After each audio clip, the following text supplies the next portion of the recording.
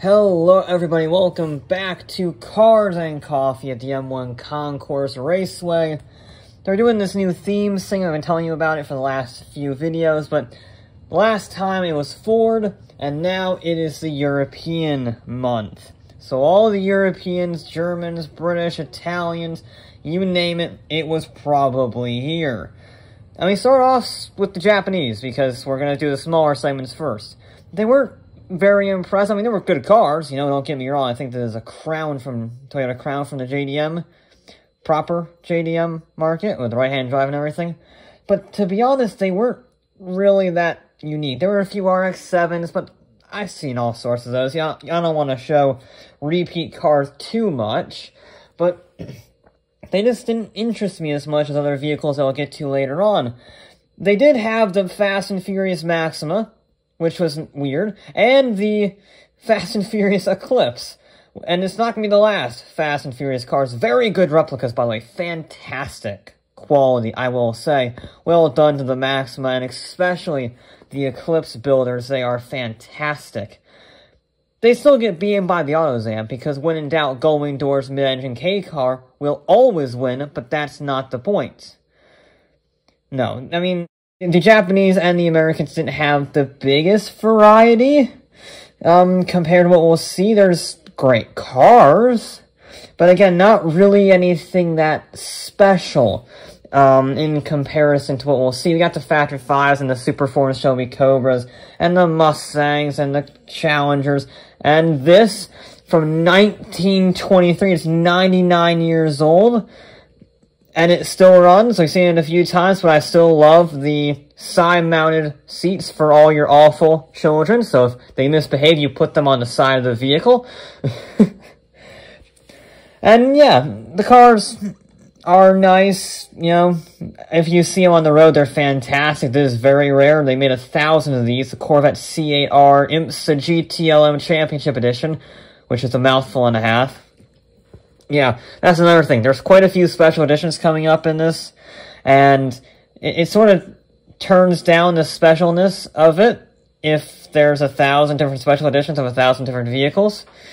But I don't know, maybe that's just me being privileged enough to see so many unique vehicles. But now I start to get to the good stuff. Now I start to get to the Europeans properly. It was their theme, and they did not disappoint. There was a Rover 220 Coupe, which I didn't even know was a thing until I saw it. I didn't know what it was, so I Googled it, which was awesome to see, because I think they made like a few thousand of those, and you had to import them from England. Speaking of importing from England, the BMC Mini wide body with the full roll cage and everything. I still don't know what this is. If anyone in the comments knows what this little car is, it says it's a Lola on the thing, but I'm not sure exactly. Then we have the Jaguar XK150, built to celebrate Jaguar's Le Mans victories of the 50s. The Jaguar E-Type also making an appearance alongside its older, or newer, brothers, the Jaguar F-Type from 2013, the original, and the much worse-looking refresh from 2019. It's not bad, but, you know, it's no 2013 E-Type, it's no Aston Martin Vantage, no Aston Martin DB11. You know, they're all, I mean, the new F-Type isn't bad, but compared to these, it's in a very lower league. This was awesome, though. The Lotus Europa John Player Special Racing edition. So this was their Formula 1 championship winning homage. So it's got the really cool livery on it. I love it. The red with the gold. Unique color scheme, red and gold, but I think it works quite well in the Europa. And there were a few other Lotuses, the Esprit and the Elise and the Evora. The other two not quite as cool as the Esprit and the Europa, but still good cars nonetheless. So we had a lot of Triumphs, okay? Get ready for this, because we had the Triumph TR3, the Triumph TR4. We did not have a TR5, but we did have a TR6, and then just to finish it off, we had the final edition, the TR7. People really like Triumphs on this one. And then, if you want a more luxury side, we had a few Rolls-Royce Corniches. And another special edition, the Bentley Continental GT Convertible Edition 1 by Mulliner. Another mouthful and a half right there. And a London taxi cab with a really cool Union Jack livery. Yeah. I don't know how old this thing is, but it looks awesome. And sure, They're all luxury cars, but Europe is also known for its track cars. So we got an Ariel Atom 3.5R. If you want to go even faster now, you get this thing. It's crazy lightweight, crazy powerful, lots of aero. It's everything you need for a track car. Or if you want the less road legal side of things, somebody wheeled out their Radical SR8. They didn't actually take it to the show, but they rolled it out in their panic to mess with the Ferrari, which is probably my favorite car in show, even if it's technically outside of the show's boundaries. I don't know how to qualify that. But anyway, we move on to the Italians. With, well, again, a fantastic roster. You start out pretty safe with the Alfa Romeos and the Fiats. And you got this incredible X19 wide body. So you got the normal X19, which is tiny. Then you got this crazy racing version with the wide body kit. I think it looks quite good, actually. Especially in the silver. I didn't think it would work, but it works very well. And then we have the, Fiat subsidiary Ferrari with a lot of 360s. A lot, and a few F12s, more than one. It was very rare there was more than one F12 in a show, but there were two this time around. And my last Ferrari that I would actually buy, the last pure Ferrari in my mind, naturally aspirated 4.5-liter V12 V8 Ferrari 458 Speciale. And for more interesting, if not slightly worse take, the 550 Maranello, parked next to its sister, the 575M Maranello. I prefer the 550, actually, to the 575, but I guess the 75 is a more grand touring car. The 550 is more of a pure sports car. And then we move on to Ferrari's rival, Lamborghini. We got the base model Huracan, the extremely nice Diablo SV. Fantastic yellow paint job on it. Going up a generation to the Murcielago.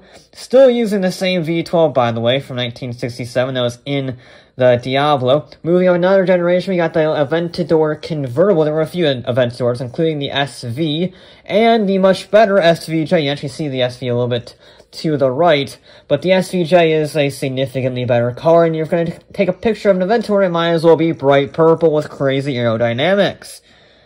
Yeah, the Italian cars definitely showed up in full force, but we do have to move on because the Germans are coming, and as you can see, this is where things get really good. The Italians were already great. I love the Aventador. I loved the Diablo SV especially. I haven't seen one of those in a few years. But Porsche showed up with many 911s, including the brand spanking new 992, I believe. Generation GT3 is still, in my opinion, the pinnacle of engineering until the RS shows up. We had a few 911 Targas, had a few 911 Turbos. This was not a turbo, but it does still have the fantastic ducktail spoiler from the old 930 generation. And if you want pure, clean styling, it's hard to beat the 964 911. Still one of the best looking ever made, and the last of the air-cooled 911s.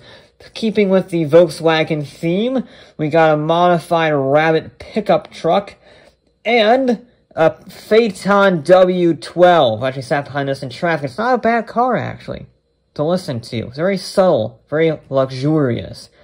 And the Mercedes team really outdid themselves because they actually beat the Audi RS6 Avant with the fantastic E63 AMG estate car. Yes!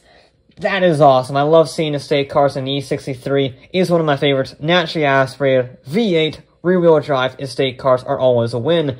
And I actually really like this. It's like a GT3 racing homage. I think it is still road legal, but that's really stretching the definition of road legal. It looks like a full-on GT3 car that competed in 24 Hours Nürburgring last weekend. It's phenomenal. Audi was actually outgunned in the estate car department. Ironically, they're both white, but in color scheme. But Audi made it up with this. They may have lost the estate car battle, but they won the war with the Audi Quattro from 1980, the first all-wheel drive rally car ever, the second all-wheel drive car ever. Sorry, the Jensen FF still beats you. Regardless, it's fantastic. I love seeing the old Group E cars. This is technically a Group E car, even though it started in Group 4. Love the Quattro OG. And now let's move on to BMW, Audi's main rival. And I have not been a big fan of BMW, to be honest, but this had a really impressive showing. The 2002 Tii, the 5 Series, almost Radwood style you can go for a proper M5 if that is your choosing. But personally, I prefer this stuff. The more oddball rarity ones, like the 840 Ci from the 90s, or this. A gold and black, sort of Lotus Formula 1 style, BMW 635 CSI. Great looking car, surprisingly good color scheme, and all around great. But now it's time to move on to the oddballs, the cars that don't really fit in any particular nationality. We start out with the Lykan Hypersport, kind of. It's not the actual, 106 from the UAE, it's from Hollywood, because this is the jump car from Fast and Furious. The guy who built it has his own YouTube channel. You can actually saw him in the right and left-hand corner. So he brought that, which, fantastic replica. It's very hard to find it, any issues close up. We have Russian with the Lada Niva, which, fun fact, they are restarting production of this due to the war in Ukraine. I'm not sure that's a fun fact, because that's killed way too many people and violated the sovereignty of a sovereign nation, but you know what? At least they got the Niva. Then we have a old familiar friend, the Renault, not technically Renault, but the Alpine A610, rear-engined V6, and a Peugeot. It's not quite a 205 GTI I initially thought it was off the gate, but still seeing a 106, and a French hatchback is a French hatchback. You can't go wrong with it. I love seeing cars I've never seen before, even if they are relatively normal, like a Peugeot 106. And the Scandinavians really came into their own on this one as well, with the Saab 900 Turbo, a legend in its own right. Another legend, the Volvo V70R Estate, a great day for estate cars. That makes 3 of them in one show, all of them awesome for different reasons. This is a bit more of an underdog than those two, and the surprisingly beautiful Volvo 142S. Yeah, I didn't know they made this car, and I really quite like the look of it. It's like a smoother 242. So yeah, this show was fantastic. Probably one of the best in a long time. Certainly for a Cars and Coffee.